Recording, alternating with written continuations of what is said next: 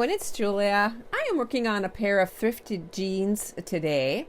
I thought it'd be fun to add something to the inside of the cuff. And I have this, it's like a quilt top that I purchased at a thrift store, or excuse me, a flea market, I believe I found this. And it's very old.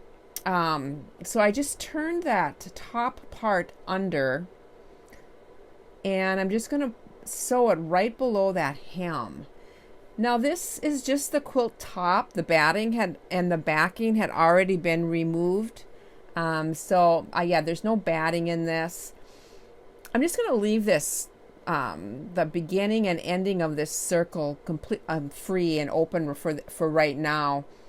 And I'm at my sewing machine. I did put this under my open arm there, and I'm just straight stitching this on right below the hem.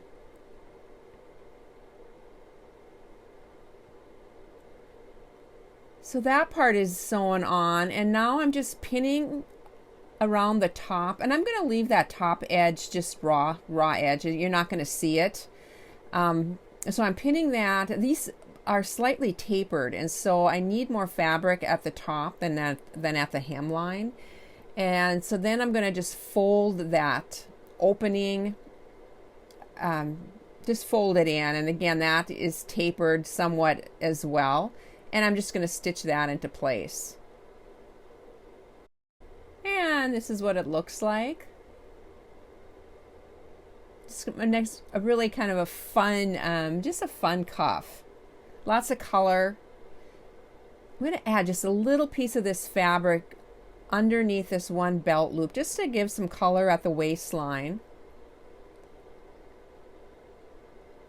And then I'm going to just do a little bit more applique on this. I have my Heat and Bond light, and I'm just drawing some kind of wonky flowers.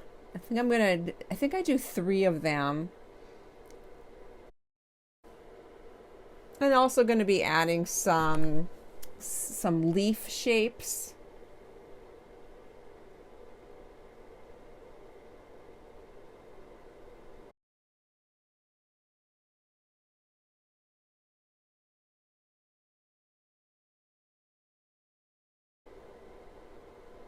Found another piece of it, again, the same piece of this quilt topping. I actually love the back of this quilt too. They had some really cool vintage, just really cool fabrics.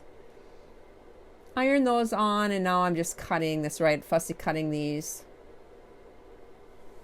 So now I have all these shapes that I'm going to work with. I'm going to put one down right by this cuff, removing that paper.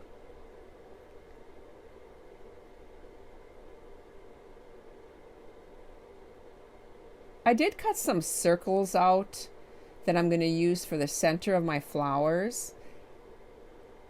And I did not put any Heat and Bond light or paper adhesive on the back of those, so I am just using a little bit of glue stick. And then I do like to just set that glue with my iron. Just helps it dry faster, so I can take it to my sewing machine and it won't gum up my sewing machine at all. Now trying to figure out what I want to do with these little leaf shapes.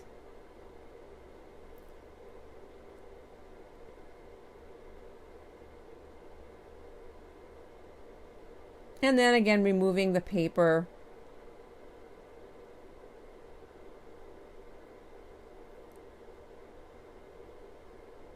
And giving that a quick press.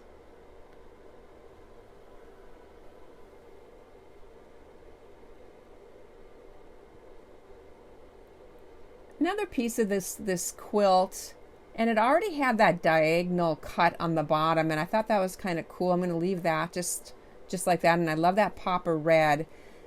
I'm going to add one of those flowers that also have a pop of red to the top of that. And again, some of this does not have the Heat and Bond light or any of that paper adhesive on it, and some of it does. So this particular patch does not.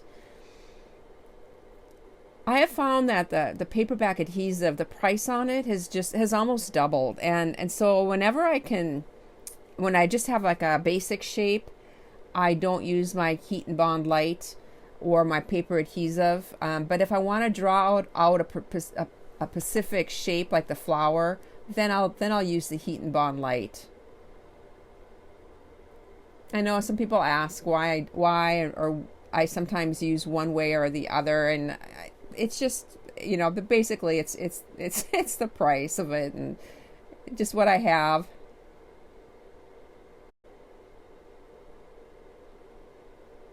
And again, just trying to decide on where I want a little leaf to go. And I'm working on the back now. I'm just going to decorate this back pocket.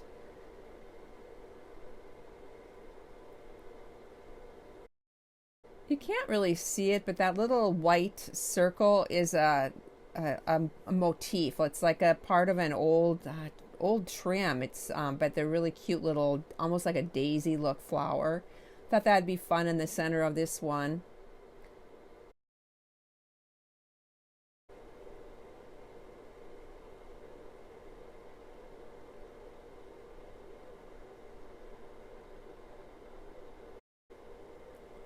And just using my glue to tack that little flower down.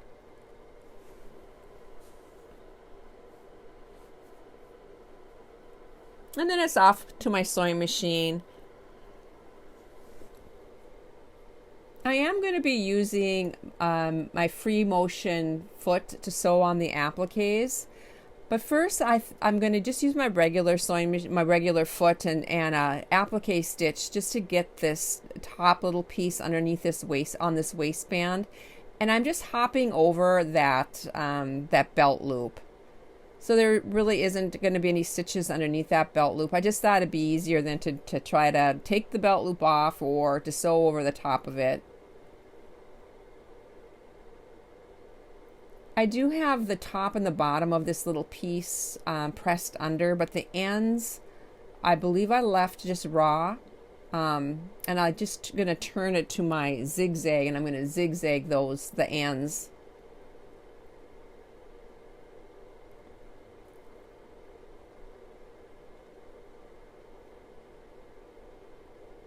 And then I'm going to be switching my foot to my free motion foot.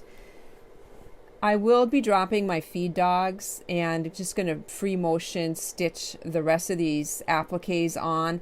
This is a great way to attach patches, and so I don't have to open up my side seam on my pants leg. When you free motion stitch, you can go sideways and up and down and backwards, and so much easier than to try to deal with opening up a side seam.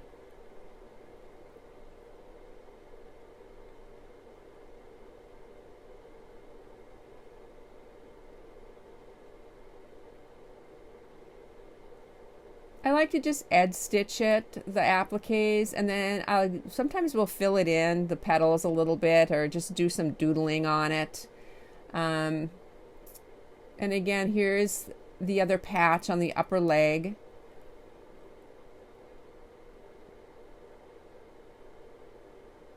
This one is pretty close to that upper pocket, and so I just kind of made sure that pocket is not underneath this design.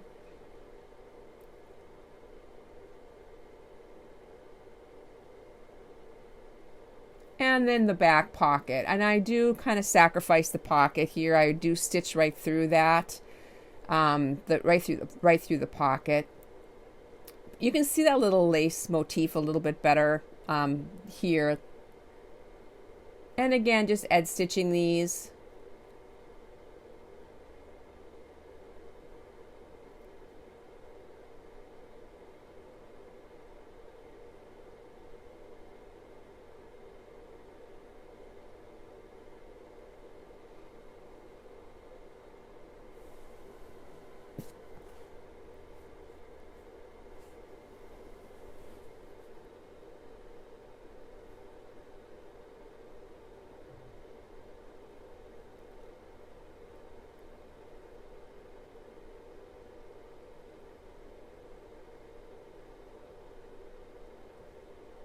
these wooden craft buttons. They're just colorful, and I just thought they'd be really cute up here.